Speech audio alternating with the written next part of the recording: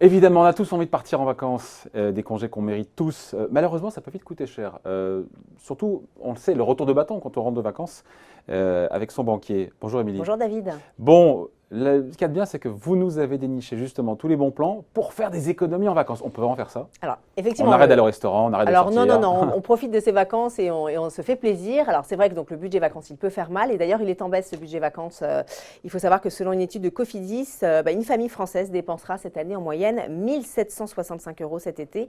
C'est 22 € de moins que l'année dernière. Il faut savoir que les Britanniques sont plus chanceux puisque eux, ils disposent de 2 440 € et ils ont donc 168 € de plus qu'en 2018. Et tant mieux pour eux. Le décor, voilà, il est planté. Concrètement, comment on fait pour dépenser moins cet été? Je reviens à la question. Alors, petite astuce, on peut utiliser une carte bancaire multidevise. On ne le rappellera jamais assez, mais les opérations et les retraits à l'étranger, ça peut coûter une petite fortune. Selon Jean-Jacques Manceau du blog My Little Money, qu'on connaît bien ici sur ce plateau, selon lui, les vacanciers français ont, tenez-vous bien David, perdu plus de 700 millions d'euros en frais bancaires en 2017. Alors, ça concerne évidemment les vacances à l'étranger hors zone euro. Donc, l'astuce, c'est de s'équiper d'une carte prépayée multidevise. Vous la chargez avant de partir.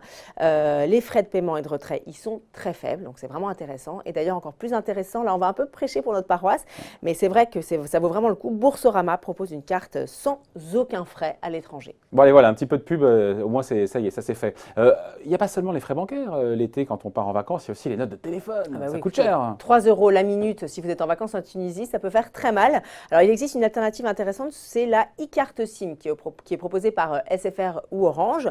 Vous ouvrez une nouvelle ligne facilement et vous bénéficiez d'un forfait local, ce qui est quand même beaucoup moins cher. En plus, c'est super simple, vous n'avez même plus besoin d'insérer votre carte SIM. Tout est dématérialisé, en tout cas si vous bénéficiez d'un téléphone dernier cri comme l'iPhone 10 R ou l'iPhone 10S ou le Pixel 3 de Google. Et puis, si vous voulez surfer sur Internet sereinement, sans trop vous ruiner, vous pouvez louer une mini-borne Wi-Fi portable. Vous avez par exemple l'entreprise MyWebPost qui propose ce type de service pour 15 € par jour. Voilà. Autre bon plan, Émilie, pour celles et ceux qui ont prévu de faire des sorties culturelles pendant leurs vacances.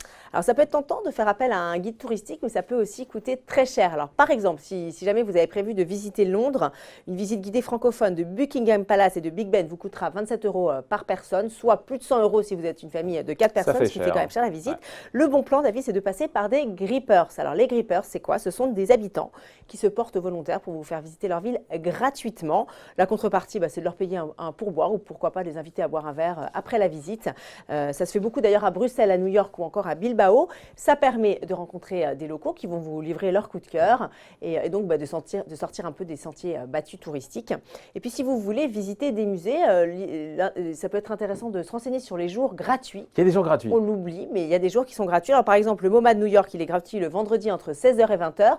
Le musée Guggenheim, c'est le samedi de 17h45 à 19h15. Les musées nationaux de Venise sont gratuits les premiers dimanches du mois. Et puis il faut le savoir, si vous êtes parisien et que vous visitez Rome, il faut savoir que tous les musées sont gratuits pour vous, parisiens, car il existe un jumelage entre les deux villes. Mais il faut bien penser à mettre des justificatifs de domicile dans votre valise avant de partir. Voilà, dans ce qui coûte cher aussi, quand on est en vacances, on pense au logement, évidemment. Émilie, les hôtels, Airbnb, tout ça, ça peut vite coûter cher. Et oui, alors il y a une autre alternative, ce sont les poche hôtel. Alors poche pour UP et hôtel, donc contraction de ces deux mots.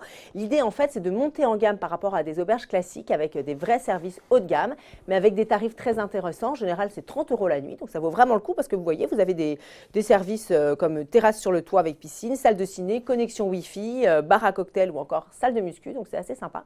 Et puis vous pouvez également, un peu sur le même mode que les grippers comme on en a parlé tout à l'heure, créer du lien avec les habitants. Là vous allez directement chez l'habitant, ça s'appelle le Couchsurfing, ça existe déjà dans plus de 200 000 villes du monde.